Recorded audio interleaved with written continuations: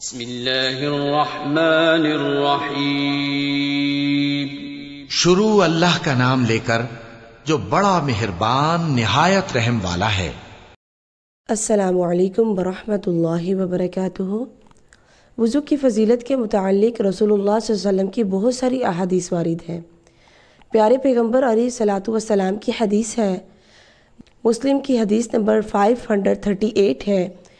پیارے پیغمبر علیہ الصلاۃ والسلام نے فرمایا، من توضأ نحو وضوء ھذا، جس بندے نے بھی وضو کیا جس طرح کہ میں نے وضو کیا ہے، یعنی احسن طریقے کے ساتھ وضو کیا، رسول اللہ صلی اللہ علیہ وسلم کے بتائے ہوئے طریقے کے مطابق وضو کیا، ثم قام فرکع رکعتین، فرمایا پھر کھڑا ہوا اور 2 رکعتیں ادا کی، پھر فرمایا لا یحدث نفسہ فیہما، اور اس سارے کرائٹیریا کے درمیان یعنی کہ وضو کر کے آیا، 2 رکعتیں ادا کی، اس کے دوران اس نے اپنے نفس سے بھی بات نہ کی ہو، پوری یکسوئی کے ساتھ خالصتاً اللہ رب العزت کے سامنے 2 نفل ادا کیے، فرمایا غفر لہ ما تقدم من ذنبہ، تو اس انسان کے سارے پچھلے گناہوں کو معاف کر دیا جاتا ہے۔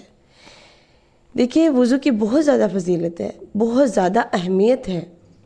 اسی طرح مسلم شریف کی حدیث نمبر 553 ہے۔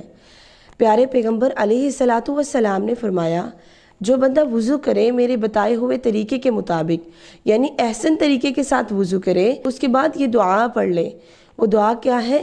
اشہد اللہ الہ الا اللہ و اشہد ان محمد عبدہ و رسولہ، فرمایا فتحت لہ ابواب الثمانیۃ، ایسے انسان کے لیے جنت کے 8 دروازے کھول دیے جاتے ہیں، یدخل من ایہا شاء، جس سے مرضی چاہے وہ داخل ہو جائے۔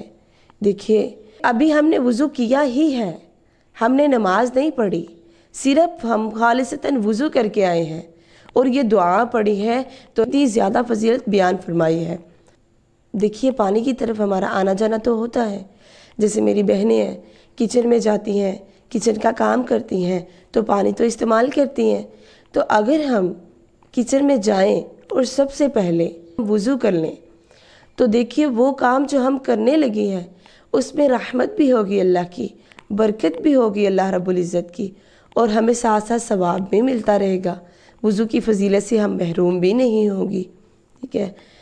اسی طرح ایک بخاری شریف کی حدیث آپ کے سامنے رکھوں گی۔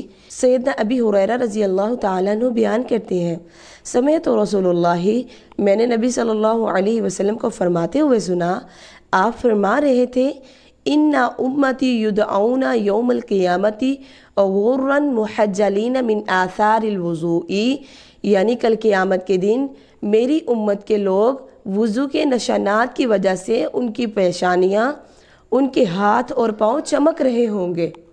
پھر آپ نے فرمایا فمن استطاع ان یطیل، اگر تم میں سے کوئی طاقت رکھتا ہے کہ اس چمک کو بڑھائے، فلیفعل، تو بس اسے ایسا کر لینا چاہیے۔ رواہ البخاری، حدیث نمبر 111۔ دیکھیے وضو کی بہت زیادہ فضیلت ہے، بہت زیادہ اس کے متعلق احادیث وارد ہیں، تو ہمیں کوشش کرنی چاہیے کہ ہم ہر وقت باوضو رہیں۔